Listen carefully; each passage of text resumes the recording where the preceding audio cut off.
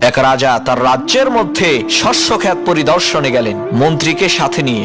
মানুষের সমান উঁচু উঁচু গম গাছ দেখে রাজা অবাক হয়ে গেলেন, কারণ এর আগে তিনি কখনো এত লম্বা গম গাছ দেখেননি। রাজার অবাক হওয়া দেখে মন্ত্রী বলে উঠল, রাজামশাই, এই গম গাছগুলো তো ছোটই, আমাদের এলাকায় হাতের সমান লম্বা লম্বা গম গাছ হয়। রাজামশাই মন্ত্রীর এই কথা শুনে একটা মুচকি হাসি দিলেন। মন্ত্রী হাসি দেখে বুঝতে পারলেন রাজা তার কথা বিশ্বাস করেন নাই। তাই মন্ত্রী তার এলাকায় চিঠি লিখলেন যে হাতের সমান লম্বা গম গাছ পাঠিয়ে দেওয়ার জন্য। কিন্তু মন্ত্রীর এলাকার লোকেরা জানালো যে এবারের সব গম কাটা হয়ে গেছে, সামনে বছর পাঠাবে। যে কথা সেই কাজ, তার পরের বছর গম গাছ নিয়ে মন্ত্রী রাজার সামনে হাজির।